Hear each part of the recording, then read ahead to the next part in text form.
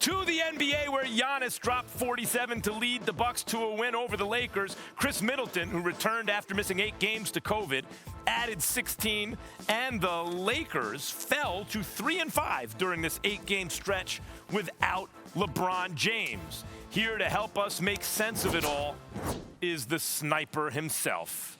NBA analyst, of course, Tim Legler. Legs, what's your biggest takeaway first from the Lakers' play during LeBron's absence?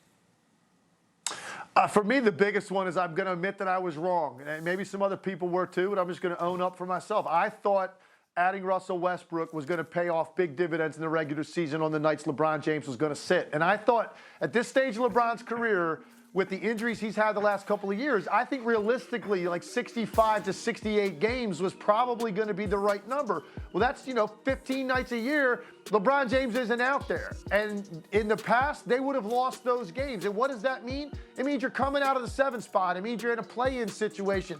I thought they could avoid that, Max, because of the talent on the roster with Russell Westbrook there on those nights. And it just hasn't clicked. They're not the same team when LeBron James isn't on the floor, and they haven't figured out how the three of them can play together yet either. So they have a lot of question marks, and the one guy capable of getting out that drawing board and trying to figure this out is LeBron James. So let's see what happens once he comes back and they've got an extended run together. But that's what I've learned more than anything. Russell Westbrook isn't the solution with this group for them to be able to keep their head above water while LeBron James gets rest.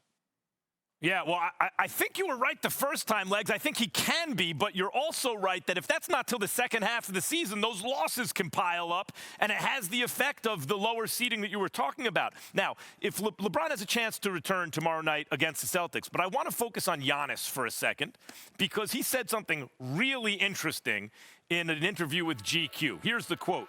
"One challenge was to bring a championship here, and we did it. What's the next challenge?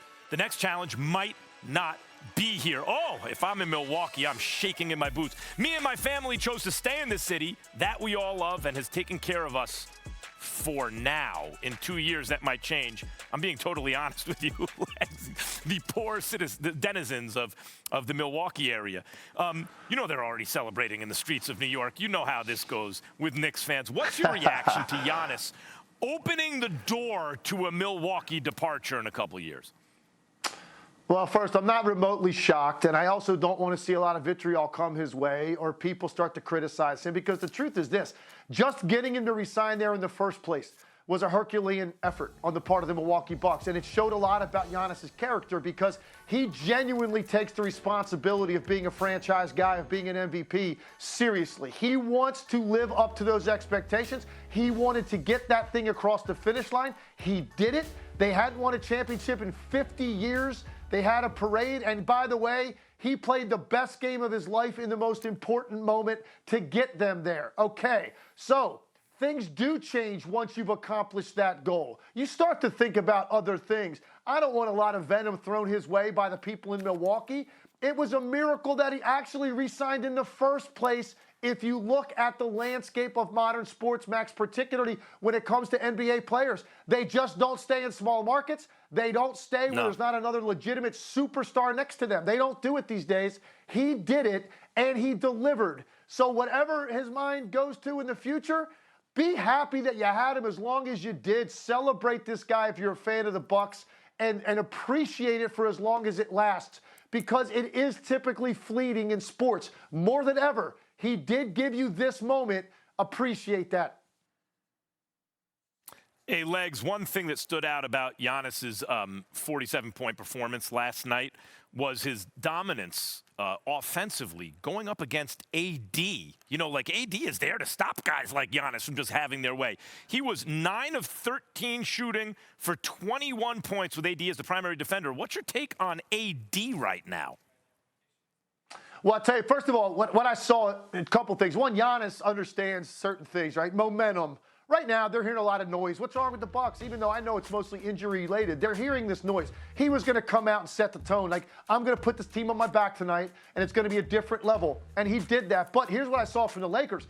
If you're going to play a small lineup against the Bucks, and that's what they had out there with AD at the 5, AD wanted no part of the physicality that Giannis brought to that game. The intensity, the strength. everything he was doing inside of 6 feet. AD really didn't want any part of that. And then it got to a point they played some zone. They were switching things. He ended up getting baskets against guys like THT down in the post and everything except that one-on-one, mano-a-mano matchup because Giannis Antetokounmpo was at a different level physically last night. And AD was gipping around. I think he hurt his hip. But they just looked to me like they were a soft defensive team last night, and Giannis took full advantage of it. Thanks for watching ESPN on YouTube. For live streaming sports and premium content, subscribe to ESPN+.